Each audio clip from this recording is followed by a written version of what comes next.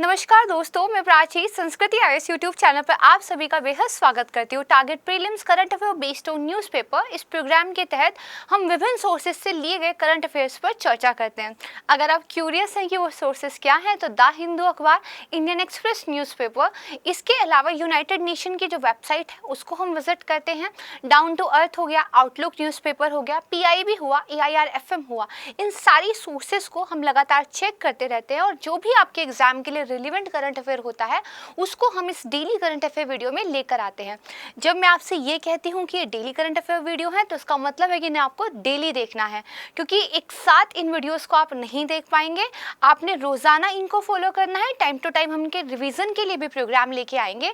बहुत जल्दी ही आपके सामने एक नए प्रोग्राम की न्यूज़ आने वाली है, तो उसको भी ध्यान में रखेंगे और इसी तरीके से अपनी तैयारी को आगे बढ़ाते रहेंगे। तो आइए शुरू करते हैं आज का वीडियो। सबसे पहले हम देखते हैं कि आज के वीडियो में हम कौन कौन से टॉपिक को तैयार करने वाले हैं। दीज आर 9 टॉपिक्स, लेकिन घबराना नहीं है, वीडियो बहुत लंबा नहीं होने वाला है। वीडियो बहुत इंटरेस्टिंग रहेगा क्योंकि हम कम समय में आज 9 टॉपिक्स को कवर करने वाले हैं। ये टॉपिक्स देखिए छोटे हैं, इनमें बहुत ज़्यादा डिटेल एनालिसिस हमें नहीं करना है, लेकिन प्रीलिम्स के पॉइंट ऑफ व्यू से ये न्यूज़ जो है इंपॉर्टेंट है। ऐसा भी नहीं है कि ये सिर्फ कल के ही न्यूज़पेपर में आई थी। पिछले एक वीक में जो भी न्यूज़ ऐसी थी जो प्रीलिम्स के लिए इंपॉर्टेंट थी बट मैंने कवर नहीं की थी, उनको मैं एक साथ यहाँ पर जोड़ लेती हूँ। मैंने आपसे पहले भी कहा था कि कोई करंट अफेयर आपका छूट जाएगा जो महत्वपूर्ण होगा, इस बारे में निश्चिंत रहिएगा, क्योंकि आज नहीं तो कल मेरे द्वारा उसको वीडियो में कवर करा लिया जाएगा। आपने सिर्फ एक और बात को ध्यान रखना है, ये जो वीडियोस हैं हमने प्रीलिम्स को फोकस करके बनाए हैं, लेकिन मेंस के पॉइंट ऑफ व्यू से भी हम बहुत सारी चीज़ें कवर करते हैं। जैसे आज जो हम चाबार बंदरगाह वाला टॉपिक पढ़ेंगे तो इसकी देखिए आपके मेंस के लिए भी रिलेवेंस है, राइट। और आज के वीडियो में तो हम जो ज़्यादातर चीज़ें पढ़ने वाले हैं वो स्पेसिफिक टू प्रीलिम्स ही रहने वाली है। तो आइए देखते हैं कौन कौन से 9 टॉपिक आज हम कवर करेंगे इस इंटरेस्टिंग सी वीडियो में। सबसे पहले चाबार बंदरगाह, जो SCO की मीटिंग है उसमें हमारे विदेश मंत्री ने इस पोर्ट पर और ज़्यादा फोकस देने की बात कही है, तो ये लगातार जो है न्यूज़ में है। दूसरा टॉपिक है हमारा मैगीफैक। ये एक एक्चुअली संस्था है जिसको सरकार के द्वारा बनाया गया है। इसका उद्देश्य कहीं ना कहीं जो काला धन है या फिर कुछ ऐसी मनी है जिसके बारे में हमारे पास डाटा वगैरह नहीं है, उसके लिए इसको बनाया है। इंटरेस्टिंग सी चीज़ है, पढ़ेंगे। दूसरा है हमारा, तीसरा है संयुक्त राष्ट्र राहत और कार्य एजेंसी। इस एजेंसी को भारत ने अभी अनुदान दिया है, तो इसके बारे में हम देखेंगे। इसके बाद एंटी रेट्रोवायरल थेरेपी। आपको याद होगा कुछ दिन पहले की जो वीडियोस है, अगर आप इनको रेगुलर फॉलो करते हैं तो हमने पढ़ा था कि HIV के जो ड्रग्स हैं उनकी जो है इंडियन मार्केट में कमी देखने को मिल रही है। हालांकि सरकार की तरफ से आरोपों को खारिज किया गया था। तो वो जो ड्रग है वो एक्चुअली एंटी रेट्रोवायरल थेरेपी करती हैं। तो जब ड्रग न्यूज़ में है तो इस थेरेपी के बारे में भी हमें पता होना चाहिए। खासकर साइंस एंड टेक की जब हम बात करते हैं तो इसी तरह के कीवर्ड्स जो होते हैं वो एक्चुअली हमारे प्रिपेयर रहने चाहिए। नेक्स्ट टॉपिक क्रिप्टो जैकिंग होगा। अगेन साइंस एंड टेक से आप रिलेट कर सकते हैं। तो क्रिप्टो जैकिंग को समझेंगे। एक डेफिनेशन तो आपने पढ़ी ली होगी, पोस्ट में भी संस्कृति IAS के द्वारा पोस्ट किया गया था, बट हम इसको समझेंगे ये काम कैसे करता है। देन स्वच्छ और स्वस्थ पर्यावरण, इसको सार्वभौमिक मानव अधिकार देखिए घोषित किया गया है। अगेन वेरी इंपॉर्टेंट, इसको आप एसए में यूज कर सकते हैं, एथिक्स में यूज कर सकते हैं, GS के पेपर में यूज कर सकते हैं। There is no limit. इसके बाद देखिए व्यापार के लिए सहायता, एड फॉर ट्रेड, ये एक्चुअली न्यूज में था क्योंकि भारत जो है इसके जरिए सहायता प्राप्त करने वाला सबसे बड़ा एक नेशन है। Then vitamin B1 thymine news में है क्योंकि प्रोडक्शन लिंक्ड सब्सिडी योजना के तहत सरकार ने B1 के निर्माण को लेकर प्रोत्साहित करने की एक योजना जो है बनाई है। लास्ट में लिंकिंग टेक्सटाइल विद टूरिज्म, ये एक प्रोग्राम गवर्नमेंट की तरफ से लेके आया गया है। अगेन इस प्रोग्राम को एज अ केस स्टडी भी आप यूज़ कर सकते हैं अपने एसए में, अपने GS के पेपर में। तो आइए इस बेहद इंटरेस्टिंग सी वीडियो को शुरू करते हैं अपने पहले टॉपिक के साथ। हमारा जो पहला टॉपिक है वो है चाबार बंदरगाह। ठीक है, तो एक तो कंटेक्स्ट मैंने आपको बताया कि जो SCO है वहाँ पर जयशंकर जी जो है उन्होंने बेसिकली क्या किया, इसको पुश देने की बात कही है। दूसरा इसका कंटेक्स्ट क्या है, जो हमारे बंदरगाह, नौवहन, जल मार्ग और आयुष मंत्री हैं सर्बानंद सोनोवाल, उन्होंने ईरान में चाबार बंदरगाह से मध्य एशियाई क्षेत्र के साथ व्यापार की संभावना का दोहन करने की जो भारत की प्रतिबद्धता है उसको व्यक्त किया है। जो AIR FM वाला पेज है वहाँ पर बेसिकली इसको लेकर न्यूज़ जो है बताई गई थी। द हिंदू में एससीओ वाले कंटेक्स्ट को लिया गया था। तो कंटेक्स्ट कोई भी हो, हमें पढ़ना क्या है, हमें बेसिकली चाबार पढ़ना है। तो पहले हम देखते हैं कि जो मंत्री हैं उन्होंने बेसिकली कहा क्या है। तो देखिए उन्होंने ये कहा है कि जो संघाई सहयोग संगठन में विदेश मंत्री स्तरीय बैठक हो रही थी, उसमें इन्होंने ये कहा था कि जो भारत है वो इस एरिया में कनेक्टिविटी को बढ़ाने के लिए चाबार बंदरगाह की एक बड़ी भूमिका जो है निभा सकता है। ठीक है, यानी कि बेसिकली चाबार बंदरगाह के द्वारा हम दो क्षेत्रों की, जो हमारा मध्य एशिया है और इधर हमारा जो दक्षिण एशिया पड़ जाता है, इनके बीच कनेक्टिविटी को बढ़ाने पर बात कर रहे हैं। मैप हम दो इंटरेस्टिंग वाले देखेंगे, उनमें इस चीज़ को और बेहतर तरीके से समझेंगे। भारत सरकार ये भी कह रही है कि जो अंतर्राष्ट्रीय उत्तर दक्षिण परिवहन गलियारा है, इसके अंतर्गत जो राष्ट्रकुल के स्वतंत्र देश है वहां तक भी पहुंच बनाने के लिए चाबार महत्वपूर्ण है। समझते हैं। देखिए, भारत ने रशिया के साथ मिलकर इस अंतर्राष्ट्रीय परिवहन गलियारे पर साइन किया हुआ है। इसके जरिए देखिए भारत एक क्या है, ट्रांसपोर्ट कॉरिडोर बनाने का प्रस्ताव किए हुए हैं। इस कॉरिडोर में और ज़्यादा हेल्प मिलेगी अगर चाबार बंदरगाह का भी हम निर्माण कर लें, क्योंकि देखिए कोई भी अगर आप परिवहन गलियारा बना रहे हैं तो उसमें जितने पोर्ट्स होंगे, जितने ज़्यादा आपके हवाई पट्टियाँ होंगे, जितने ज़्यादा रेलवे लिंक होंगे, जितने ज़्यादा हाईवे होंगे, उतना बेटर बन पाएगा, राइट। इसके बाद देखिए ये मध्य एशियाई क्षेत्र को दक्षिण एशियाई क्षेत्र के मार्केट से जोड़ता है। तो बाजारों तक पहुंच किसी भी राष्ट्र की एक one of the most important priority होती है। हम एक्सपोर्ट करने के लिए भी बाजारों से जुड़ना चाहते हैं और जिन चीज़ों पे हम डिपेंड हैं इंपोर्ट करने के लिए, उनको भी अपने देश तक लाने के लिए मार्केट से जुड़ना चाहते हैं। और मध्य जो एशिया है, ठीक है, और उसमें भी साथ में जो अरब पेनिसुला है, वहाँ की बहुत सारी कंट्रीज़ पर हम तो अपनी ऊर्जा आवश्यकताओं के लिए काफ़ी ज़्यादा डिपेंडेंट है, राइट। दूसरा, अफगानिस्तान के साथ देखिए हम लगातार अच्छे संबंध बनाने के लिए प्रयासरत रहे हैं, काफ़ी काम भी हमने वहाँ पर किया है। ये अलग बात है कि तालिबान जब गवर्नमेंट वहाँ पर बन गई है तो भारत की जो स्ट्रैटेजी है वो थोड़ी सी चेंज हुई है, ये एक मीन्स का मुद्दा हो जाएगा। यहाँ पर आपको ये समझना है कि हमारी ऊर्जा आवश्यकताओं की आपूर्ति के लिए इस क्षेत्र पर हम ज़्यादा डिपेंड करते हैं। दूसरा, पाकिस्तान जो है हमें अफगानिस्तान तक एक्सेस नहीं देता है लैंड रूट से, तो हमें समुद्र के जरिए जो है अफगानिस्तान तक अपनी पहुंच बनानी पड़ेगी। इन दोनों ही रीज़न की वजह से जो चाबार पोर्ट है वो भारत के लिए बहुत ज़्यादा महत्वपूर्ण हो जाता है। इन सारी ही बातों को हम मैप के द्वारा अगेन देखेंगे तो समझना थोड़ा सा आसान हो जाएगा, राइट। फिर ये कह रहा है ये दोनों भौगोलिक क्षेत्रों के बीच व्यापार, आर्थिक गठजोड़ और जो जनता के आपसी संपर्क के रूप में क्या है उभर रहा है। पीपल टू पीपल जो हमारा पार्टिसिपेशन होता है या फिर पीपल टू पीपल जो एक कनेक्शन होता है, इस पर भारत का हमेशा जोर रहा है। भारत अपनी सॉफ्ट डिप्लोमेसी की नीति के तहत पीपल टू पीपल कनेक्शन पर जोर देता रहा है।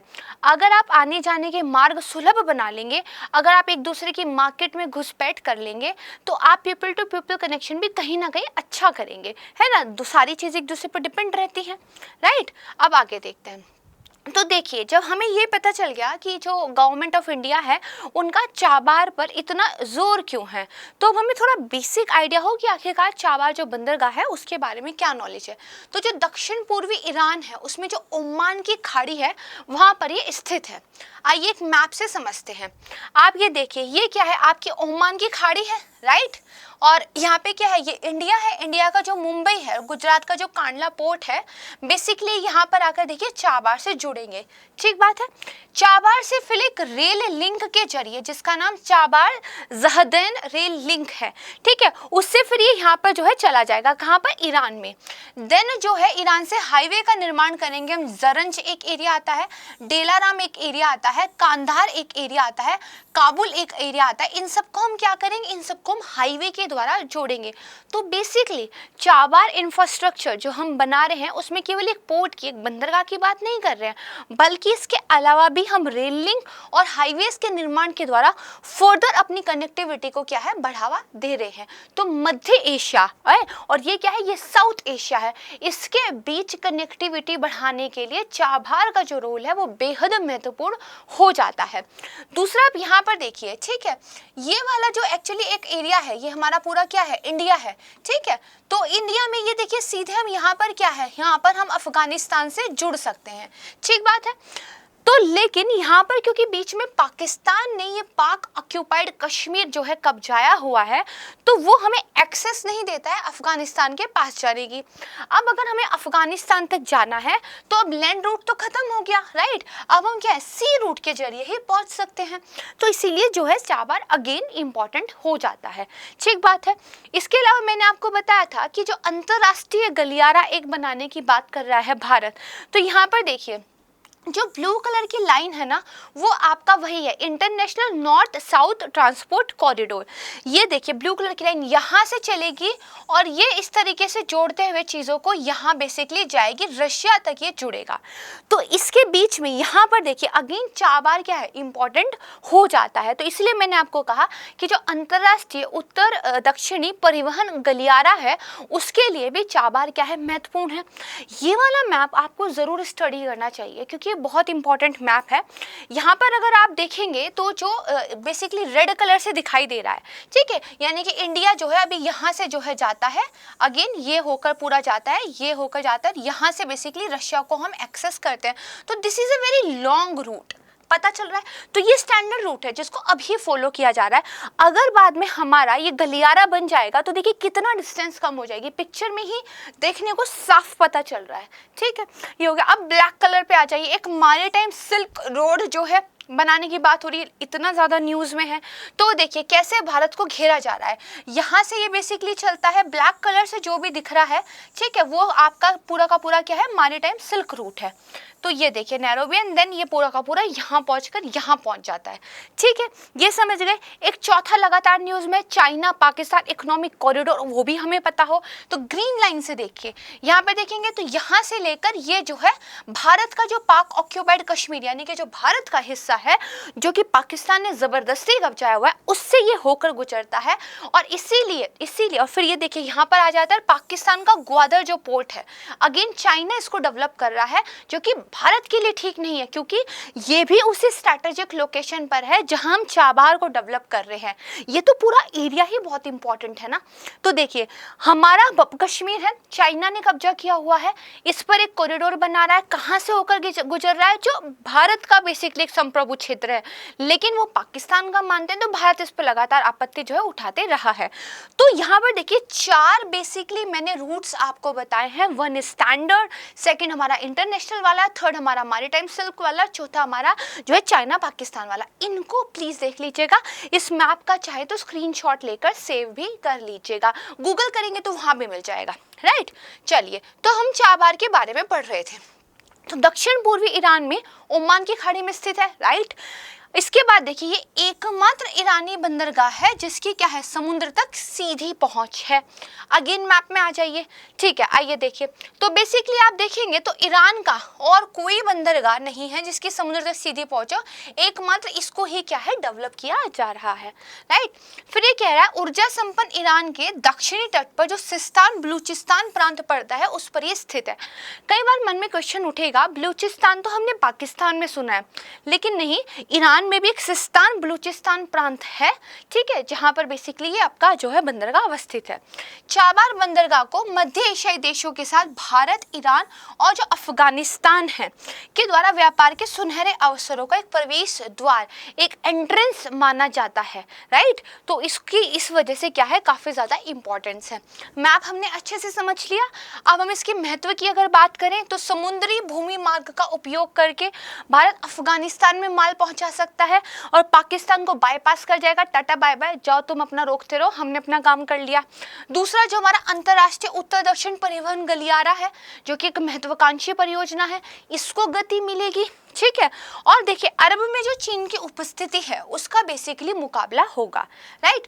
अब मैंने एक टर्म बार बार यूज की है जो हमारा अंतरराष्ट्रीय उत्तर दक्षिणी परिवहन गलियारा है, मैंने मैप के द्वारा भी आपको दिखाते हैं, एक छोटा सा नोट उसके बारे में देख लेते हैं।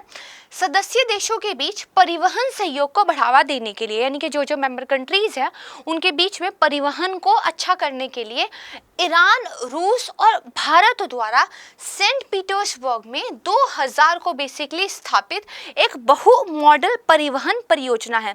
जब भी बहु मॉडल परियोजना की बात आती है तो बहु मॉडल मतलब बहुत सारी चीज़ें होंगी, लैंड रूट होंगे, सी रूट होंगे, हवाई रूट भी हो सकते हैं। हालांकि हवाई रूट के बारे में आई एम नॉट कन्फर्म कि इस उत्तर दक्षिणी गलियारे में है या नहीं, लेकिन जैसे हमने चाबार वाले केस में देखा, एक पोर्ट बना रहे हैं, देन रेल लिंक बना रहे हैं, देन क्या है आपका हाईवे बना रहे हैं, तो एक मल्टी मॉडल आपकी क्या है परियोजना है। तो आपका जो ये उत्तर दक्षिणी गलियारा है ये भी ऐसा ही है, इंपॉर्टेंट है, ध्यान रखिएगा। ठीक है, अभी बेसिकली न्यूज में इसलिए भी था, काफी टाइम हो गया है, कि इसकी मेंबरशिप को विस्तारित करने की जो है बेसिकली सहमति जताई है भारत, रूस वगैरह ने, और कुछ और छोटे छोटे कंट्रीज को इसके अंदर जो है समाहित किया गया है। ठीक, तो हमने ये समझा कि चाबार पर भारत सरकार जो है फोकस करने की बात कर रही है, पहली बात। दूसरा, हमने समझा कि चाबार है क्या, उसकी भौगोलिक स्थिति क्या है। तीसरा, हमने समझा भारत के परिप्रेक्ष्य में इसका महत्व क्या है। चौथा, हमने समझ लिया कि हमारा जो उत्तर दक्षिणी एक परिवहन गलियारा है ये क्या है। इतनी चीजें हमने इस टॉपिक के अंदर समझ ली है। ठीक है, कुछ मैप हमने देखे हैं, इनको ध्यान रखिएगा। सही बात। अब देखिए 2017 में एक वेरी बेसिक क्वेश्चन यूपीएससी ने पूछ लिया। कई बार हम हवा बना लेते हैं और हमें लगता है कि चीज़ें बहुत ज़्यादा मुश्किल है, लेकिन उनको पढ़कर आसान किया जा सकता है। क्या कुछ आसान नहीं हो सकता अगर मेहनत की जाए, और practice makes a man perfect. ये वाली कोट मेरी फेवरेट है। तो इसी वजह से देखिए एक बेसिक सा क्वेश्चन, अगर आपने चाबार के बारे में बेसिक आर्टिकल्स भी पढ़े होते, अगर आपने चाबार के बारे में एक ढंग का वीडियो भी सुना होता, तो ये क्वेश्चन बड़ी आसानी से हो जाता। अब तो ये वैसे ही आसान है क्योंकि हमने इतना पढ़ लिया है। क्या पूछा था, भारत द्वारा चाबार बंदरगाह विकसित करने का क्या महत्व है। तो देखिए बेसिकली कहीं ना कहीं हो सकता है कि जब चार ऑप्शन हो, चारों ही आपको ठीक लगते हो, राइट, तो उनमें से लेकिन चुनना एक है। तो जो सबसे ज्यादा बेसिक उसका आंसर हो, जो एकदम इमीडिएट उसका आंसर है, जिसके बिना बाकी चीजें होंगी नहीं, जो प्रमुख उद्देश्य है उसको चुन लीजिए। ठीक बात है। तो यहाँ पे कह रहा है अफ्रीकी देशों से भारत के व्यापार में अपार वृद्धि होगी। भाई हो सकता है अफ्रीकी देशों के साथ ट्रेड वगैरह में मे भी कुछ बेनिफिट मिल जाए, लेकिन एकदम से अपार वृद्धि हो जाएगी just because of Chabahar port, ये थोड़ा ठीक नहीं लगता है ना। तो इस वजह से देखिए ये क्या है, गलत हो जाएगा। फिर ये कह रहा है तेल उत्पादक अरब देशों से भारत के संबंध सुदृढ़ होंगे। हो भी सकते हैं, नहीं भी हो सकते। भाई जो किसी कंट्रीज के साथ हमारे रिलेशंस हैं वो तो बहुत सारे फैक्टर्स पर डिपेंड करते हैं। जस्ट बिकॉज ऑफ पोर्ट वो अच्छे तो नहीं हो जाएंगे, हो सकता है कि कुछ वजह से गलत भी हो जाए। तो इसका मतलब ये स्टेटमेंट में क्या है, गलत है। अब दो स्टेटमेंट में आपको नहीं बताऊंगी, वो आपने बतानी है। अफगानिस्तान मध्य एशिया में पहुंच के लिए भारत को पाकिस्तान पर निर्भर नहीं होना पड़ेगा। वन, पाकिस्तान, इराक और भारत के बीच गैस पाइपलाइन का संस्थागत सुकर यानी कि आसान जो है उसको बनाएगा, उसकी सुरक्षा करेगा। चार ऑप्शन थे, दो मैंने आपको बता दिया गलत है, दो बचे। इनमें से सही कौन सा है ये आपने मुझे बताना है, राइट। चलिए, मैंने एक दिन क्वेश्चन नहीं पूछा था, आप लोग बोल रहे थे कि मैम आज क्वेश्चन नहीं पूछा है, तो चलिए क्वेश्चन पूछ लिया है, ठीक है। अब हम बात करते हैं अपने नेक्स्ट टॉपिक की। क्या है तो देखिए, multi agency group set up by government for expeditious and coordinated investigation of various categories of foreign asset cases. देखिए विदेशों में जो भारतीयों की परिसंपत्तियां हैं जिन पर वो टैक्स नहीं चुकाते हैं, जिसके सोर्सेस को उन्होंने छुपाया हुआ है, उन सब के बारे में पता करने के लिए, उन सारे केसेस पर बातचीत करने के लिए, उनको सुलझाने के लिए एक multi agency government of India ने बनाई है। क्या नाम है उसका? उसका नाम है विदेशी संपत्ति मामलों की जांच के लिए एक बहु एजेंसी समूह। ठीक है, इस समूह के अंदर जो अलग अलग प्रवर्तन इकाइयां हैं, जो अलग अलग संगठन हैं, लाइक जो हमने इन्फोर्समेंट डायरेक्टरेट अभी कुछ दिन पहले पढ़ा था, जो हमारा central board of direct tax है, इसके अलावा एफसीआरए वगैरह को रेगुलेट करने वाली और चीज़ें हैं। जितनी भी चीज़ें विदेशी परिसंपत्ति से किसी ना किसी तरह संबंधित हैं, जो टैक्स की चोरी से किसी ना किसी तरह संबंधित हैं, ब्लैक मनी से किसी ना किसी तरह संबंधित हैं, उन सबको मिलाकर एक मल्टी एजेंसी ग्रुप जो है गवर्नमेंट ऑफ इंडिया ने बना दिया है। राइट, आसान है। अभी तक मैंने जितना पढ़ा है उसके अकॉर्डिंगली जो central board of direct tax के अध्यक्ष होंगे वही इसके भी अध्यक्ष होंगे, हालांकि बहुत ज़्यादा डिटेल में इंफॉर्मेशन अभी बाहर नहीं आई है। तो देखिए इंग्लिश में मैग्निफिक जो है इसको क्या बोलते हैं, multi agency group for investigation of foreign asset cases. ठीक है, तो विदेशी संपत्ति मामलों की जो अलग अलग श्रेणियां हैं उनकी समन्वित जांच के लिए प्रवर्तन एजेंसियों का क्या है, एक अंतर एजेंसी समूह है। अंतर एजेंसी बहुत सारी अलग अलग एजेंसीज एक साथ इसके अंदर है। अभी देखिए हाल ही में पैराडाइज पेपर लीक मामला हुआ है, पनामा पेपर लीक मामला तो सबको ही याद होगा, है ना, काफी सारे सेलिब्रिटीज के नेम इसमें आए थे। एक पेंडोरा पेपर लीक मामला हुआ था। इन सारे मामलों में टैक्स से संबंधित बहुत सारे डॉक्यूमेंट्स हमें जो है पता चले थे, वो भी वैसे डॉक्यूमेंट जिसमें ये पता चला था कि भारतीयों ने अपने आप को टैक्स चुकाने से बचाने के लिए विदेशों में धन छुपाया हुआ है। बकायदा भारतीय एजेंसियों को उस धन से अवगत ना होने देने के लिए काफ़ी हेराफेरी उन लोगों ने की है ना। सीधी सी बात है, ज़्यादा घुमा के मैं क्यों बोल रही हूँ, बात ये इन पेपर लीक से हमें पता चला था भारतीय लोगों की अघोषित विदेशी परिसंपत्तियाँ काफ़ी ज़्यादा फॉरेन कंट्रीज में हैं और वो कहीं ना कहीं ब्लैक मनी का एक पार्ट बन जाता है। ठीक है, स्थापना का उद्देश्य क्या है, यही जो मैंने आपको बताया। स्विस बैंकों में जो भारतीय नागरिक और कंपनियां हैं उन्होंने जो पैसे को लेकर वहां पर छुपाया हुआ है उसको लेकर सरकार के पास कोई आधिकारिक अनुमान नहीं है। Officially government of India doesn't have a suitable data कि भैया जो इंडियंस हैं उनका कितना पैसा बाहर जो है पड़ा हुआ है। ठीक है, officially we don't have a data. हाँ, कुछ अनुमान लगते रहे हैं। ठीक है, इसके अलावा देखिए कुछ मीडिया रिपोर्ट्स आई हैं जिसमें ये बताया गया कि जो स्विस बैंक है उसमें जो भारतीय फंड है वो 2020 के मुकाबले 21 में क्या है, बढ़ा है। राइट, हालांकि गवर्नमेंट ऑफ इंडिया ने इसमें भी कुछ बातें कही हैं, नॉट रिलेवेंट फॉर अस। हमने क्या है इसका उद्देश्य ध्यान रखना है कि भैया फॉरेन में जो पैसा छुपा के रखा हुआ है इंडियंस ने, उन सारे केसेस की जांच करने के लिए इस एजेंसी को जो है संगठित किया गया है। राइट, समझ गए। अब देखिए ये what are the Panama papers, मैंने आपको 3-4 घपलेबाजी के बारे में बताया, उन्हीं में से पनामा पेपर्स है। ये लीक्ड डॉक्यूमेंट्स हैं जो पनामा एक लॉ फर्म थी, एक कानूनी संस्था थी, उसके द्वारा रिलीक जो है वहाँ से जो है रिलीज हुए थे 35 कंट्रीज में जिसके ऑफिसेज हैं। ठीक है, करीब 11.5 मिलियन जो है टैक्स डॉक्यूमेंट इसमें लीक हुए थे। ठीक है, और 1977 से लेकर 2015 का डाटा जो है इसमें दिखाया गया था। राइट, और 2.36 टेराबाइट ऑफ इंफॉर्मेशन इनके द्वारा जो है रिलीज हुई थी, लीक हुई थी। Release is not the word, leak is the right word. ठीक है, तो यहाँ पे देखेंगे कि आपने 140 पॉलिटिकल फिगर 50 कंट्रीज से इसके अंदर शामिल थी। 12 तो जो करंट या फॉर्मर हेड ऑफ स्टेट थे वो भी थे। ठीक है, किसी कंट्री के हेड ऑफ स्टेट कौन, या तो प्रधानमंत्री या तो राष्ट्रपति, जो करंट थे अभी भी थे या फिर जो एक्स थे उनके बारे में भी पता चला था। ठीक है, और बेसिकली स्पोर्ट्स पर्सन, एडमिनिस्ट्रेटर्स वगैरह के भी लिंक को जो है खुलासा इसके तहत हुआ था।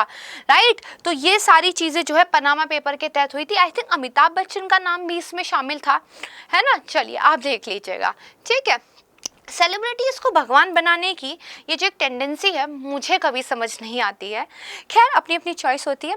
Well, back to the topic. अब हम इस वाली चीज़ पर एक क्वेश्चन देखते हैं। देखिए, ज़रूरी नहीं है अगर एक मल्टी ग्रुप एजेंसी फॉर्म की गई है सरकार के द्वारा तो क्वेश्चन इसी पे आ जाएगा। हो सकता है ब्लैक मनी को लेकर जो एक्ट है उस पर क्वेश्चन आ जाए, क्योंकि यूपीएससी की टेंडेंसी रही है जो न्यूज़ में है एग्जैक्ट वो नहीं पूछते हैं। जनरली उसके जो पेरिफेरल जो है आसपास की चीज़ें होती है वो पूछते हैं, या उसके बैक में या उसके फॉरवर्ड में जो चीज़ें होती है वो पूछते हैं। तो देखिए निम्नलिखित कथनों पर क्या है विचार कीजिए। पहला कथन क्या कह रहा है, जो काला धन एवं कर अधिरोपण अधिनियम 2015 है वो विदेशी आय के संबंध में कर से अगर बचने का प्रयास कर रहे हैं तो उसको आपराधिक दायित्व के दायरे में शामिल नहीं करता। देखिए दो तरह के आप पे चार्जेस लग सकते हैं, criminal charges, civil charges. Generally पैसे से संबंधित, घरेलू मामलों से संबंधित जो सारी चीज़ें हो जाती हैं वो सिविल में चली जाती है। जब कुछ ज़्यादा हीनियस क्राइम्स होते हैं वो आपके क्रिमिनल में चले जाते हैं। लेकिन एक बात बताइए, विदेशों में आपने धन कमाया हुआ है या भारत में कमा के विदेशों में भेजा हुआ है, उस पर आप टैक्स नहीं दे रहे हैं तो वो सिविल में आएगा क्रिमिनल में आएगा? खैर जिसमें भी आएगा, लेकिन ये जो एक्ट है इसके तहत इसको एक आपराधिक दायित्व जो है कहा गया है। स्टेटमेंट कह रहा है नहीं, इसीलिए गलत हो जाएगा। क्या याद रखना है कि जो हमारा कालाधन अधिनियम 2015 है उसमें अगर विदेशी पैसे पर आपने टैक्स को छिपाया है, बचाया है, तो ये एक आपराधिक दायित्व है, क्रिमिनली आप ये इसके लिए रिस्पॉन्सिबल रहेंगे। फिर जो काला धन कर अधिरोपण अधिनियम 2015 है, ये विदेशों में अर्जित जो परिसंपत्तियां हैं उनके मूल्य पर अगर आप निर्धारित कर का भुगतान कर दें, जुर्माने का भुगतान कर दें, ऐसा भी एक प्रावधान है। तो हाँ, टाइम टू टाइम गवर्नमेंट जो है बोलती रहती है कि फलानी डेट तक अगर आप अपनी अघोषित संपत्ति को घोषित कर देंगे तो 30% जो है उस पर आपको टैक्स देकर और 30-40% के लगभग उसका कोई जुर्माना बनता है वो सब देकर बाकी का आप रख सकते हैं। आप जो है क्रिमिनल प्रोसीडिंग से बच जाएंगे। टाइम टू टाइम कुछ स्कीम्स भी गवर्नमेंट ऑफ इंडिया के द्वारा लाई गई है। तो ये बिल्कुल ठीक है कि जो संपत्ति है इस तरह की उस पर आप टैक्स और जुर्माना दे सकते हैं, इस तरह के प्रावधान इसमें है। फिर ये कह रहा है भारत उन चंद देशों में से है जिसने किसी भी देश के साथ AEOI यानी कि automatic exchange of information, AEOI automatic exchange of information पर हस्ताक्षर नहीं किया है। अब आप एक बात बताइए, थोड़ा सा याद कीजिए, मान लीजिए हमें नहीं पता ये स्टेटमेंट ठीक है या नहीं है, भाई नहीं पता है, नहीं सर कुछ पढ़ पाते हैं। अब याद कीजिए पेपर्स में जब ब्लैक मनी को लेके बहुत हंगामा हुआ था, जिस टाइम पे एक रात झटका लगा था और पैसे का चलन प्रचलन खत्म हो गया था, तब गवर्नमेंट ने कहा था भाई ब्लैक मनी पे हम कर्ब कर रहे हैं, बाकी और भी उन्होंने रीजंस बताए थे। तो उस टाइम पे ब्लैक मनी बहुत ज़्यादा न्यूज़ में था। अब आप एक बात बताइए, उसी टाइम पे ये भी न्यूज़ में था कि गवर्नमेंट ऑफ इंडिया बहुत सारी कंट्रीज़ के साथ ऐसे समझौतों पे साइन कर रही है कि वहाँ के बैंकों में जो भारतीयों ने पैसा जमा कर रखा है उसके बारे में हमें आइडिया मिले, हमें उनके बारे में पता चले। ठीक है, तो अब ऐसा तो होगा नहीं कि सिर्फ उनसे हम जानकारी ले लेंगे, हम उनको कुछ नहीं देंगे, है ना। तो गवर्नमेंट ऑफ इंडिया ने बहुत सारे समझौते अलग अलग प्रकार के साइन किए थे, उसी में से एक ऑटोमेटिक एक्सचेंज ऑफ इंफॉर्मेशन था, जिसमें कुछ कंट्रीज के साथ, ठीक है, गवर्नमेंट ऑफ इंडिया ने ये समझौते पर हस्ताक्षर किए कि जो सूचनाएं हैं आपके यहाँ कितना पैसा भारतीयों के द्वारा जमा किया गया और हमारे यहाँ बेसिकली क्या कुछ हो रहा है, ये हम आपस में क्या है इन्फॉर्मेशन को एक्सचेंज करेंगे ताकि गवर्नमेंट ऑफ इंडिया को एक आइडिया पता लगता रहे। टाइम टू टाइम जो कानून प्रवर्तन एजेंसियां हैं वो उन केसेस पर जांच करती रहें और फिर जो अपराधी हैं वो पकड़े जाएं।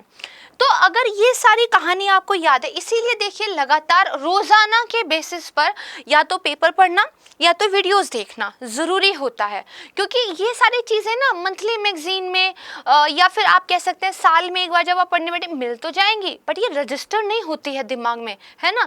तो कई बार इस तरह की रजिस्टर्ड इन्फॉर्मेशन जो डेली बेसिस पर आप इकट्ठा करते हो क्वेश्चंस को सॉल्व करने में काम आ जाती है। यूपीएससी के प्रीवियस ईयर क्वेश्चन आप देखिएगा, आपको पता चलेगा बहुत सारी जानकारी जो डायरेक्टली आपने कहीं से नहीं पढ़ी थी बट आपने एक्वायर कर ली थी डे टू डे लाइफ में, वो आपको क्वेश्चन सॉल्व करने में हेल्पफुल हुई है। ठीक है, तो अगर आपको बेसिक कहानी याद है तो ये स्टेटमेंट देखिए गलत तो फील होती है कि भारत उन देशों में से जिसने साइन ही नहीं किया होगा। ये भाई भारत तो एकदम एक्टिवली चाहता है ना कि इन सब प्रॉब्लम से निजात पाई जाए। तो अगेन ये वाला स्टेटमेंट क्या है, गलत हो जाएगा। 93 समथिंग कंट्रीज़ हैं, you don't have to remember exact figures, but 93 something countries हैं जिनके साथ भारत ने ये automatic exchange of information sign किया हुआ है, राइट। तो यहाँ पे पूछ रहे हैं कौन सा सही है हमारा, देखिए पहला और तीसरा गलत है, केवल दूसरा ठीक है। एंड हमारे ऑप्शंस एक्चुअली यहाँ पे सही सेट नहीं है, तो ओनली 2 इसका राइट आंसर हो जाएगा। मैं माफ़ी चाहूँगी ऑप्शंस के लिए, ठीक है, only 2 is the right answer. ठीक है, इसको प्लीज़ थोड़ा सा ध्यान रख लीजिएगा, आई एम सॉरी इस चीज़ के लिए। चलिए इतना हो गया, अब हम बात करते हैं अपने थर्ड क्वेश्चन टॉपिक की। क्या है संयुक्त राष्ट्र राहत और कार्य एजेंसी। देखिए इंडिया ने कंट्रीब्यूट किया है कितना, 2.5 मिलियन। किसको किया है, जो UNRW है फिलिस्तीन रिफ्यूजीज के लिए। तो यहाँ पे देखिए भारत ने जो फिलिस्तीन शरणार्थियों के लिए संयुक्त राष्ट्र और राहत कार्य एजेंसी है, ठीक है, जिसको शॉर्ट फॉर्म में UNRWA भी बोलते हैं, इसके लिए 2.5 मिलियन अमेरिकी डॉलर का क्या है योगदान दिया है।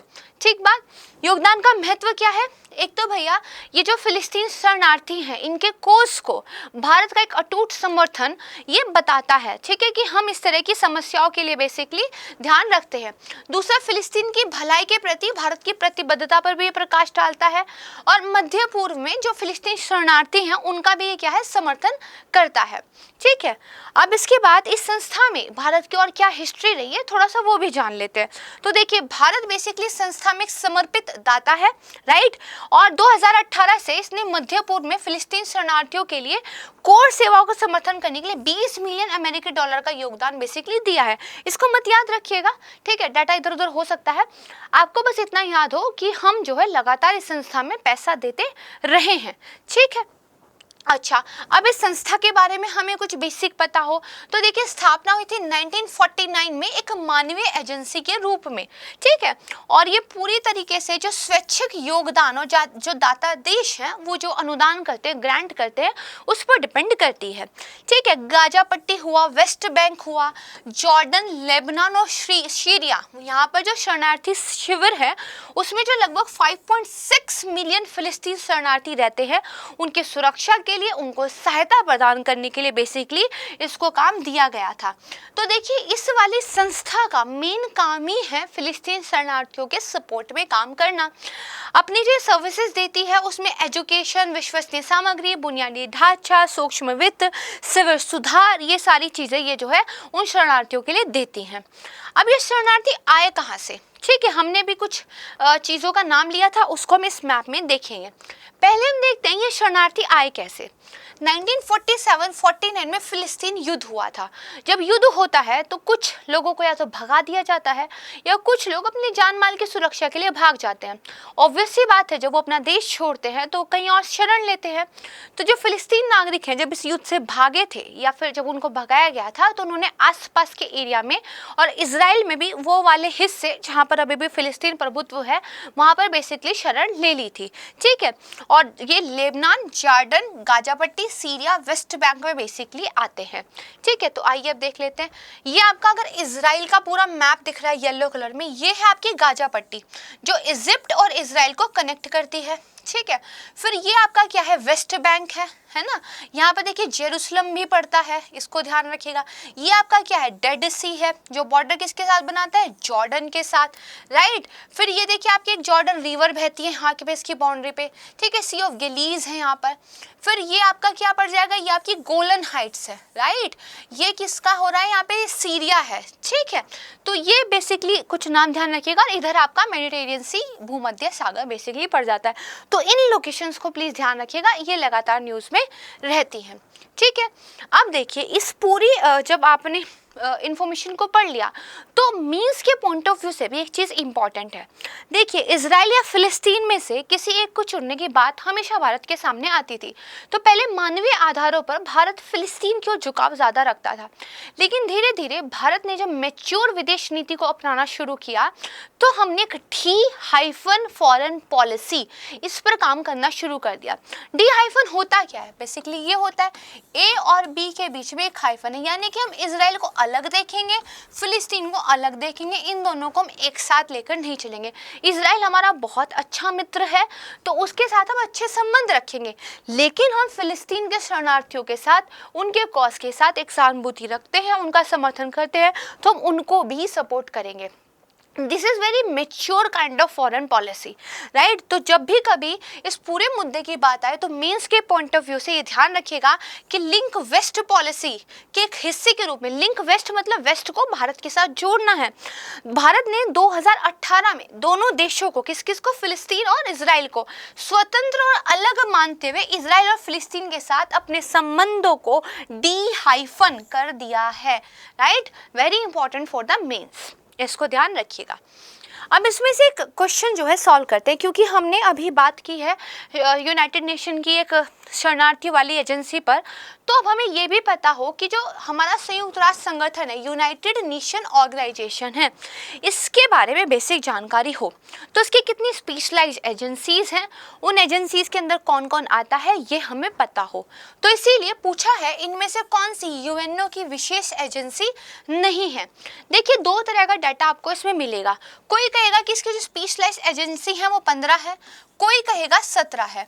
देखिए जब वर्ल्ड बैंक को जोड़ा जाता है तो 15 हो जाती है, लेकिन वर्ल्ड बैंक के अंदर आपने अगर पिछली वीडियोस देखी होंगी तो आपको याद होगा 5 जो है संस्थाएं, 5 इंस्टीट्यूशन का जो ग्रुप है उसको वर्ल्ड बैंक कहा जाता है।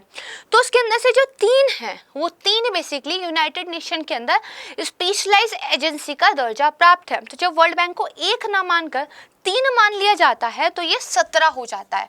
तो कंफ्यूज नहीं होना है ना। अगर वर्ल्ड बैंक मान लिया तो 15, उसको ना मान के 3 मान ली तो 17, ठीक है, बाकी सब सेम रहती है। अब क्वेश्चन में बोला गया है खाद्य व कृषि संगठन, United Nation Development Programme, educational, scientific एवं कल्चरल ऑर्गेनाइजेशन जिसको यूनेस्को बोलते हैं, विश्व स्वास्थ्य संगठन, अंतर्राष्ट्रीय अपराध न्यायालय, इनमें से कौन सा नहीं है? तो जो आपका इंटरनेशनल क्रिमिनल कोर्ट है ये नहीं है, क्योंकि इसको बेसिकली रोम संधि के द्वारा अलग से बनाया गया था। रोम संधि जो साइन कर लेता है वो इसका बेसिकली पार्ट बन जाता है। तो डी हमारा राइट आंसर होगा। बाकी 3 जो है यूनाइटेड नेशन की स्पेशलाइज्ड एजेंसीज में से एक है। ठीक बात। अब बात करते हैं 4th टॉपिक की, एंटी रेट्रोवायरल थेरेपी। ये देखिए न्यूज़ में है। तो भारत ने HIV पॉजिटिव रोगियों के लिए एंटी रेट्रोवायरल थेरेपी में उपयोग की जाने वाली 2 ड्रग्स, एक है डोल टेग्रेविर जो वयस्कों और बच्चों दोनों पर यूज होती है, दूसरी नेप्राविन जो कि केवल शिशुओं पर यूज होती है। इसकी कमी का क्या है भारत सामना कर रहा है। तो एंटी रेट्रोवायरल थेरेपी होती क्या है, आइए समझते हैं। देखिए हमारे बॉडी के अंदर जो इम्यून सिस्टम है उसमें एक विशेष प्रकार के T सेल होते हैं। वो T सेल बाहर से कोई वायरस बैक्टीरिया हम पे जब अटैक करता है उससे लड़ते हैं। दीज आर वॉरियर्स, वो लड़ाई करते हैं, बाहुबली हैं वो हमारी बॉडी के, राइट। तो देखिए जब हमारी बॉडी HIV संक्रमित हो जाती है तो बैक्टीरिया या वायरस की एक टेंडेंसी होती है वो अपने आप को जल्दी से मल्टीप्लाई करते हैं। आज 1 थे, 4 घंटे में 400 हो जाएंगे, एक पूरे दिन में पता नहीं कितने हजार लाख हो जाएंगे। तो जब इतना ज़्यादा वायरस आपकी बॉडी के अंदर होगा तो जो आपके वॉरियर्स हैं, जो आपके T सेल्स हैं, वो लड़ाई नहीं कर पाएंगे, तो आप जो है बीमार हो जाते हैं, संक्रमित हो जाते हैं। लेकिन मैं आपको अगर एक ऐसी जो है वैक्सीन दे दूं कि जो देखिए वायरस की तो एज सच कोई दवाई कभी है नहीं, वायरस को बेसिकली मल्टीप्लाई होने से रोकते हैं, है ना। तो खैर वो बहुत डिटेल और टेक्निकल चीज़ें हो जाएंगी, आसान करके समझते हैं। तो हम क्या करते हैं, एक HIV संक्रमित व्यक्ति को वैक्सीन्स देते हैं। वो वैक्सीन क्या करती है, वो HIV संक्रमण का जो वायरस है उसको मल्टीप्लाई होने से, बहुगुणक होने से रोक देती है। तो इसकी वजह से हमारे शरीर के अंदर जो HIV वायरस है उसका बेसिकली क्या है, संख्या कम हो जाती है। इस संख्या कम को बेसिकली वायरल लोड बोलते हैं। हमारी बॉडी का वायरल लोड कम हो जाता है। तो मेडिसिन के अंदर ये कहा जाता है कि जब आपका viral load non detectable level पर पहुंच जाए, यानी कि जब आप जांच करें तो वो डिटेक्ट ही ना हो, जब आपका वायरल लोड इस लेवल पर पहुंच जाए तो आप ठीक माने जाते हैं।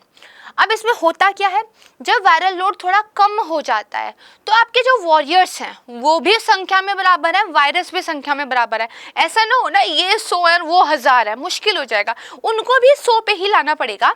वो वैक्सीन ले आती है और फिर आपकी ही बॉडी का जो इम्यून सिस्टम है वो इनके साथ फाइट करता है। जब वायरल लोड कम हो गया तो वो फाइट कर पाता है और धीरे धीरे आप उस वायरस से रिकवर हो जाते हैं। जैसे जुकाम वगैरह में कहा जाता है कोई वैक्सीन ही नहीं है जुकाम की, आपने क्या करना, गर्म पानी पीना है, अदरक की मेरी फेवरेट चाय पीनी है और आराम करना है। बहुत ज़्यादा वाटर इनटेक करना रहता है क्योंकि यूरिन के साथ वायरस क्या है, फ्लश आउट हो जाता है, बैक्टीरिया फ्लश आउट, और आप थोड़े दिनों में जब आपका इम्यून सिस्टम उस वायरस से लड़ लेता है आप ठीक हो जाते हैं, है ना। तो यही सारी जो कॉन्सेप्ट है ये आपकी जो है इस थेरेपी के अंदर चलती है। तो देखिए ये HIV का वायरस है, ये T सेल के पास आया, ठीक है, यहाँ पे बेसिकली ये मिले तो HIV ने एंटर कर लिया T सेल के ही अंदर। अब HIV अपने आप को कॉपी करने लगता है और जो होस्ट सेल है उसको तो कर देता है खत्म और अपने आप को बेसिकली मल्टीप्लाई कर लेता है। वैक्सीन इसी मल्टीप्लिकेशन को टारगेट करती है और जब ये थोड़े से बच जाते हैं तो हमारी जो बॉडी का इम्यून सिस्टम है उनसे फाइट कर लेता है, राइट। तो चलिए ये समझ गए। तो बेसिकली ये दवाई CD4 जो कि एक प्रकार की श्वेत रक्त कोशिका है, टी कोशिका है, इन कोशिकाओं की रक्षा करने में मदद करती है और रोग से लड़ने के लिए प्रतिरक्षा प्रणाली को क्या है, पर्याप्त मजबूत रखती है। HIV वायरस इन्हीं CD4 पर क्या है, हमला करता है। HIV के रोगी की ये CD4 की संख्या 200 तक कम हो सकती है, जबकि एक हेल्दी व्यक्ति के अंदर ये बेसिकली 500 से 1600 होती है। 1600 मतलब सुपर हेल्दी, राइट। अब देखिए ये हमें पूरा का पूरा प्रोसीजर समझ में आ गया। अब एक रिपोर्ट आई थी, भारत HIV आकलन 2019 की रिपोर्ट, कि भारत में 2000 से अगर डाटा देखा जाए तो HIV के मामलों में क्या है, कमी आ रही है, राइट। तो ये आप समझ गए। अब एक आपको नोट भी पता हो, हाल ही में क्योंकि ये न्यूज़ में था, मेंस में साइंस एंड टेक से क्वेश्चन इस पे बन सकता है, वो क्या है, लुकेमिया से पीड़ित एक, देखिए जो HIV है ना वो कई सारे कैंसर्स का भी कारण बनता है, ये भी ध्यान रखिएगा। तो लुकेमिया से पीड़ित एक अमेरिकी रोगी थी, उनको एक डोनर ने क्या है, स्टेम सेल बेसिकली दिया था, तो उनकी स्टेम सेल ट्रांसप्लांट एक थेरेपी हुई। डिटेल में नहीं जाऊंगी, बहुत बार पढ़ा चुकी हूँ, ठीक है। उनकी स्टेम सेल ट्रांसप्लांट थेरेपी हुई तो वे HIV से ठीक हो गई और ऐसी होने वाली वो पहली महिला और तीसरी व्यक्ति जो है बन गई है। तो ये stem cell transplant therapy in context of HIV news में था, राइट। तो ध्यान रख लीजिएगा। चलिए अब इस पे क्वेश्चन देखते हैं। पढ़ा हमने HIV के बारे में और थेरेपी के बारे में, क्वेश्चन यहाँ पे एड्स के बारे में है, राइट। ये कह रहा है HIV से संक्रमित व्यक्ति एड्स से ग्रसित अवश्य हो जाता है, ठीक है। तो ये स्टेटमेंट क्या है, सही या गलत? गलत है। HIV का संक्रमण जब एक लेवल से ऊपर पहुंच जाता है तब जाके आपको एड्स होता है, ये इसकी लास्ट स्टेज होती है। आप सिर्फ HIV पॉजिटिव हो डजंट मीन कि एड्स भी है, राइट। तो HIV पॉजिटिव अगर है उसको ट्रीट किया जा सकता है, जब हाल बहुत खराब हो जाता है तब वो एड्स बनता है। तो ज़रूरी नहीं है HIV पॉजिटिव होने का मतलब कि एड्स भी है, गलत।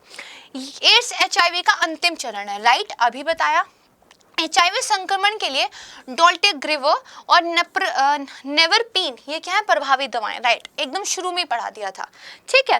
तो यहाँ पे देखिए हमारा क्या है, पहला गलत है, पूछ रहा है कौन सा सही है, दूसरा और तीसरा सही है, सी हमारा आंसर हो जाएगा, राइट, समझ के। बात करते हैं पांचवें टॉपिक की, आराम से वीडियो देखनी है, ठीक है, अभी बची हुई है। क्रिप्टो जैकिंग, ये आपने न्यूज़ में देखा होगा। तो क्रिप्टो जैकिंग है क्या, बेसिकली एक प्रकार का क्या है, साइबर हमला है। ये मान लीजिए क्या है, क्रिप्टो जैकर है, इसको अपना पैसा बिल्कुल खर्च करने का मन नहीं है और ये बस फ्री में कमाना चाहता है। तो दिमाग इसके पास है, इसने दिमाग लगाया कि मुझे क्रिप्टो से पैसा जल्दी मिल जाएगा। क्रिप्टो क्योंकि बहुत ज़्यादा पैसा कमा के देने वाले साधनों में से एक माना जाता है, लेकिन जब मुझे क्रिप्टो की माइनिंग करनी पड़े इसके लिए बहुत बड़ा सिस्टम, हैवी सर्वर्स, इलेक्ट्रिसिटी, खर्चा बहुत कुछ चाहिए, क्योंकि क्रिप्टो की माइनिंग करना इतना ईजी नहीं है, बहुत सारे सिस्टम चाहिए। तो मुझे क्रिप्टो की माइनिंग करके अमीर बनना है। मैंने दिमाग लगाया, मैं एक वेबसाइट में एक वायरस डाल देती हूँ, उसको क्या है, उसको बेसिकली प्रभावित कर देती हूँ। तो ये एक सर्वर है, इस सर्वर पर एक वेबसाइट है, इसको मैंने कॉम्प्रोमाइज़ कर दिया, इसके अंदर कुछ मैंने गलत चीज़ डाल दी। ये बहुत सारे एंड यूजर्स हैं, इनके पास अपने अपने सिस्टम है। जब इन्होंने इस वेबसाइट को विजिट किया, आपको मन हुआ, मैम बार बार कहती है ARFM से न्यूज़ लिया, चलिए ARFM को विजिट कर लेते हैं, क्या पता उसको वायरस से किसी ने इन्फेक्ट कर दिया हो, है ना। तो जैसे ही आपने उसको विजिट किया तो आपको क्या हो गया, आपका सिस्टम इस व्यक्ति के द्वारा हैक हो जाएगा। और हैक ऐसे हो जाएगा, आपको कुछ पता नहीं चलेगा और आपके सिस्टम की रिसोर्सेज यूज़ करके, उसका प्रोसेसर, उसकी इलेक्ट्रिसिटी को यूज़ करके क्रिप्टो करेंसी माइनिंग जो है आपके सिस्टम में शुरू हो जाएगी। आपको ज़्यादा कुछ नहीं पता चलेगा, बस आपका सिस्टम स्लो हो जाएगा थोड़ा सा, आपको लगेगा पता नहीं इसको क्या हो गया, स्लो हो गया। उसके बाद जब यहाँ पे क्रिप्टो करेंसी माइनिंग हो जाएगी तो भैया ये उस क्रिप्टो करेंसी माइनिंग से जो क्रिप्टो मिलेंगी वॉलेट के अंदर, उनको अपने यहाँ ट्रांसफ़र कर लेगा। ये जो सारी की सारी कहानी है ये है क्रिप्टो जैकिंग। आपने हाईजैक सुना है ना, प्लेन को हाईजैक कर लेते हैं, पकड़ लेते हैं, किडनैप कर देते हैं। यहाँ पे आपकी क्रिप्टो करेंसी माइनिंग करके वो हाईजैक कर ली जा रही है। आसान था, इसलिए मैं बोल रही थी छोटी न्यूज़ है बट समझेंगे। तो क्या है बेसिकली, ये एक साइबर हमला है जिसमें एक कंप्यूटर डिवाइस को हमलावर द्वारा अपहृत और नियंत्रित किया जाता है और फिर इसके संसाधनों का अवैध रूप से प्रयोग वो क्रिप्टो करेंसी माइनिंग के लिए यूज करने के लिए होता है। माइनिंग क्या होती है, बहुत आसान भाषा में समझिए। क्रिप्टो करेंसी को बेसिकली आपने क्या है, एक उसका पूरा का पूरा एल्गोरिथम है, वहाँ से माइन करना पड़ता है। छोटी चीज़ें आप जोड़ते हैं, वो मिलके एक क्रिप्टो करेंसी बनती है। जैसे आप खदान में खोदते हैं ना, मिनरल्स मिलते हैं, सेम एल्गोरिथम में जब आप लगातार माइनिंग करते हैं तो क्रिप्टो करेंसी मिलती है, ऐसे समझ लीजिए। अब इस पर क्वेश्चन देखते हैं। क्रिप्टो जैकर्स वे लोग हैं जो भारी लागत के बिना क्रिप्टो करेंसी खनन का लाभ चाहते हैं। बिल्कुल यही लोग हैं, वो निकम्मे नल्ले, है ना। दूसरा क्या है, हैकर्स किसी दुर्भावनापूर्ण लिंक पर क्लिक कराकर या फिर किसी वेबसाइट या फिर किसी ऑनलाइन एड को संक्रमित करके पीड़ित के डिवाइस में प्रवेश कर जाते हैं। ये भी ठीक है, या तो कोई एड ऐसा है आपको अच्छा लगा, आपने क्लिक किया, गड़बड़ हो गई, वेबसाइट को ऐसा कर दिया, या फिर आपको फ़ोन में मैसेज कर दिया कि ये अट्रैक्टिव से आपको 5 अरब डॉलर की लॉटरी मिली है, जल्दी से क्लिक कीजिए, पैसे आपके। आपको लगा अरे क्लिक कर लिया, वहीं पे गड़बड़ हो जाएगी। तो दिस इज अगेन क्या है, राइट। तो कौन सा सही है, तो हमारा पहला और दूसरा दोनों ठीक है, तो हमारा सी आंसर हो जाएगा, राइट। ध्यान रखिएगा। अब हम पढ़ते हैं अपना छठा टॉपिक, जल्दी खत्म होने वाला है, सार्वभौमिक मानव अधिकार। यहाँ पर देखिए यूनाइटेड नेशन की वेबसाइट की ये न्यूज़ है, in historic move UN declares healthy environment a human right. यानी कि जो स्वच्छ वातावरण है, पर्यावरण है, इसको सार्वभौमिक मानव अधिकारों में सम्मिलित कर दिया गया है। यानी कि हमें जो सार्वभौमिक मानव अधिकार मिले हुए हैं, इंटरनेशनल लेवल पर मान्यता प्राप्त है, उनमें ये पहले नहीं था, अब कर लिया गया है। न्यूज़ में क्यों है, भारत ने इस प्रस्ताव पर जो है अपना पॉजिटिव मत जो है दिया है। देखिए मानवाधिकारों की जो सार्वभौमिक घोषणा थी 1948 में हुई थी, उसमें शामिल नहीं था। स्थिति क्या है, कानूनी रूप से बाध्यकारी नहीं होता, देना चाहो दे दो, नहीं देना चाहते मत दो, ठीक है।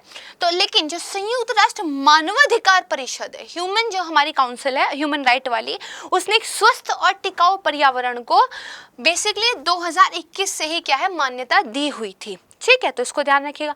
भारत में बेसिकली एक क्लीन एनवायरनमेंट के राइट को लेकर क्या प्रावधान है ये भी पता हो। अनुच्छेद 21 जो कि जीवन का अधिकार देता है, तो स्वच्छ पर्यावरण में जीने का अधिकार भी देता है। अनुच्छेद 48A डीपीएसपी पर्यावरण की रक्षा, वन और वन्य जीवों की रक्षा, ये तो सरकार की तरफ से। आपकी तरफ से क्या, फंडामेंटल ड्यूटी 51A का जी वाला पार्ट क्या कहता है, प्राकृतिक पर्यावरण की रक्षा और सुधार करने का कर्तव्य। अपने अधिकारों को ही बस याद मत रखिए, कर्तव्यों को भी याद रखिए। जैसे आपका भी एक कर्तव्य क्या है, वीडियो को लाइक करना अगर आपको अच्छी लगी है, अगर आपको अच्छा नहीं लगा कुछ तो फीडबैक देना कमेंट सेक्शन में, राइट। चलिए यहाँ पर अभी क्वेश्चन देख लेते हैं। तो जो मानवाधिकारों की सार्वभौम घोषणा है जो 1948 में अपनाई गई थी, उसके बारे में निम्नलिखित कथनों पर विचार करना है। इसके अंतर्गत गोपनीयता, सामाजिक सुरक्षा, स्वास्थ्य और शिक्षा जैसे अधिकार शामिल है। कई बार हमें लग सकता है यार ये सब तो होंगे, गोपनीयता है या नहीं है, है ना, क्योंकि हमारे देश में तो इसको लेकर अभी हाल के कुछ सालों में चर्चा हुई है। लेकिन प्राइवेसी देखिए आपको एक ह्यूमन राइट के तौर पर दिया हुआ है पहले से ही, इसीलिए मैंने इसको हाईलाइट किया है ना। तो ये क्या है, राइट है, ठीक। फिर ये कह रहा है ये प्रत्यक्ष तौर पर सभी देशों के लिए कानूनी दायित्व निर्धारित करता है। मैंने भी बताया कानूनी रूप से बाध्यकारी नहीं है, you are not responsible legally कि आप इस चीज को करो या ना करो, यानी कि स्टेटमेंट क्या हो जाएगा, गलत हो जाएगा, राइट, ठीक है। फिर ये कह रहा है इस घोषणा को ही अंतर्राष्ट्रीय मानवाधिकार विधेयक के रूप में भी जाना जाता है, ये भी गलत है। देखिए 2 कन्वेंशन है, एक ये, 2 और उनके 2 और प्रोटोकॉल है, काफी बड़े बड़े नाम उनके हैं। इन सबको मिलाकर बेसिकली मानवाधिकार जो विधेयक है अंतर्राष्ट्रीय वाला, इसके रूप में जाना जाता है, सिर्फ अकेले इसको नहीं, तो ये भी गलत हो जाएगा। पूछ रहा है कौन सा सही है, 2 और 3 गलत है, पहला सही है, ए हमारा राइट आंसर हो जाएगा, ठीक है। नेक्स्ट टॉपिक नंबर 7 क्या है, व्यापार के लिए सहायता, एड फॉर ट्रेड, छोटा सा टॉपिक है। देखिए 2020 में विकसित देशों से और विश्व व्यापार संगठन, ठीक है, WTO की जो व्यापार पहल है, ट्रेड इनिशिएटिव है, उसके तहत, जो कि 2005 से शुरू हुई थी, उसके तहत सबसे अधिक सहायता किसको मिली है? हमारे देश भारत महान को मिली है। इसीलिए हम इसको पढ़ रहे हैं। जो एड फॉर ट्रेड है, इसका उद्देश्य क्या है? विकासशील देश, खासकर कि वो जो कम विकसित देश हैं, उनको आपूर्ति पक्ष, व्यापार संबंधी मुद्दे, इन सबको संबोधित करने के लिए, गरीबी में कमी लाने के लिए व्यापार को बढ़ावा देना इसका उद्देश्य है। जहाँ पे डेवलप्ड कंट्रीज डेवलपिंग कंट्रीज को एड देती हैं, हेल्प करती हैं। भारत को सबसे ज़्यादा मिली है, तो अच्छी बात है ये, है ना।